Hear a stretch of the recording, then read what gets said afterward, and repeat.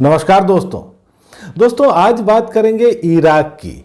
एक साल का पॉलिटिकल डेडलॉक अब वहां खत्म हो चुका है। नई सरकार का गठन हो चुका है। मोहम्मद शिया अल सूडानी को प्रधानमंत्री नियुक्त किया जा चुका है और साथ ही 21 सदस्यीय कैबिनेट का भी गठन किया गया है। दोस्तों, सूडानी प्रधानमंत्री बन तो गए हैं, लेकिन उनके सामने बहुत सारी समस्याएं मुंह बाए खड़ी हैं।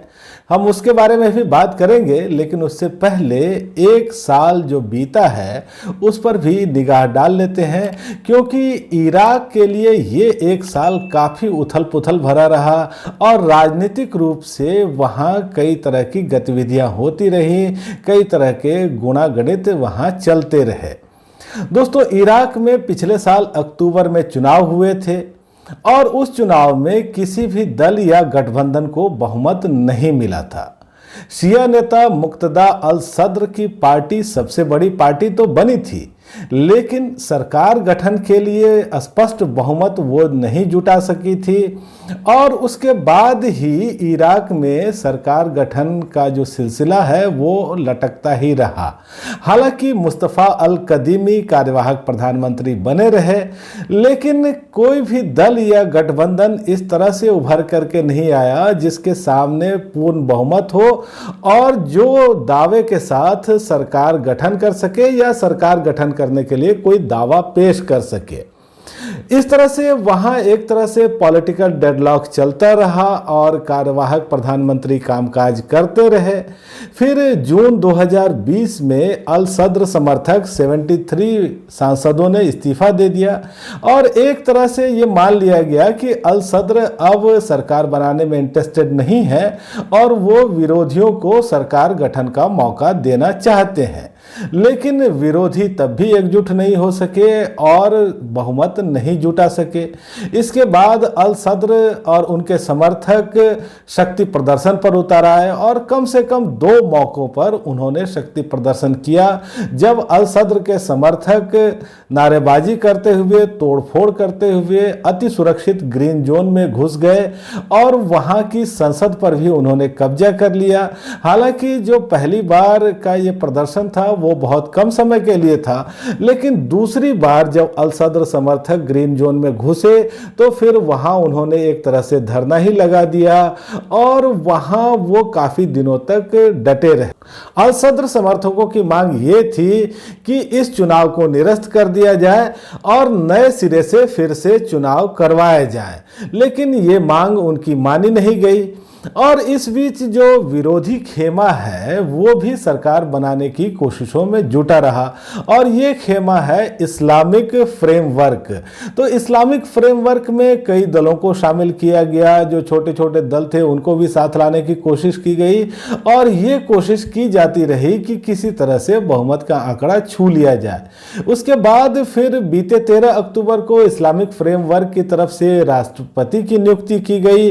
अब्दुल लतीफ रशीद को प्रेसिडेंट बनाया गया और इसके बाद ये माना जाने लगा कि इराक में अब नई सरकार का गठन जल्द ही हो सकता है और ऐसा हुआ भी। बीते वीरवार को सांसदों की बैठक हुई और उसमें फिर मोहम्मद शिया अल सूडानी को प्राइम मिनिस्टर चुन लिया गया। उनके साथ 21 सदस्यीय कैबिनेट का भी गठन कर दिया गया। अब दोस्तों, सूडानी ने पदभार ग्रहण करने के बाद कई तरह के वादे किए हैं। उन्होंने ये कहा है कि उनकी पहली प्राथमिकता करप्शन को खत्म करने की होगी। इसके बाद वो बेरोजगारी पर भी काम करेंगे और नौकरियां जनरेट करने की दिशा में वो महत्वपूर्ण कदम उठाएंगे। उन्होंने कहा है कि गरीबों के कल्याण के लिए कई योजनाएं चलाई जाएंगी और प्राइवेट और पब्लिक सेक्टर के हितों को भी ध्यान में रखा जाएगा। दोस्तों, उन्होंने वादे तो कई किए हैं, लेकिन उनके सामने बहुत बड़ी बड़ी चुनौतियां अभी हैं। देखिए, सूडानी को सबसे पहले ये करना होगा कि अपनी सरकार को उनको गतिशील और स्थिर बना करके रखना होगा, क्योंकि एक साल के डेडलॉक के बाद जब ये सरकार बनी है तो सभी लोगों की कुछ आकांक्षाएं हैं और सभी की आकांक्षाओं को उनको पूरा करना होगा। इसके साथ ही उनको कुछ इस तरह से भी कदम उठाने पड़ेंगे, जिससे कि जनता में एक अच्छा मैसेज जाए और जनता को ये लगे कि सरकार उनके लिए काम कर रही है। इसके अलावा उन्होंने करप्शन को ख़त्म करने की बात तो की है, लेकिन ये काम बहुत ही आसान नहीं होने वाला है, क्योंकि इराक में कुछ उच्च पदस्थ लोगों पर भी करप्शन के गंभीर आरोप लगे हैं और अगर सरकार कुछ कार्रवाई करती है, कुछ कठोर कदम उठाती है, तो उसको फिर कई विरोध का भी सामना करना पड़ेगा। इसके अलावा दोस्तों, दुनिया की जो आज की बदलती राजनीतिक और आर्थिक स्थिति है, उससे भी इनको निपटना पड़ेगा। यूक्रेन और रशिया के जंग के बाद बहुत तेजी से दुनिया के समीकरणों में बदलाव हो रहा है, खास करके राजनीतिक और आर्थिक समीकरणों में। अब इस बीच इराक किस तरह से संतुलन को बनाएगा और किस तरह से बाह्य और आंतरिक समस्याओं से वो निपटेगा, ये तो अब देखने वाली बात होगी। सूडानी प्रधानमंत्री तो बन चुके हैं, देर से बने हैं, तो अब क्या वो देर आए दुरुस्त आए की कहावत को चरितार्थ करेंगे, ये देखने वाली बात रहेगी। तो दोस्तों, आज इतनी ही बात। देश और दुनिया की ऐसी अलग अलग खबरों के लिए मेरे चैनल को सब्सक्राइब जरूर कीजिएगा। धन्यवाद।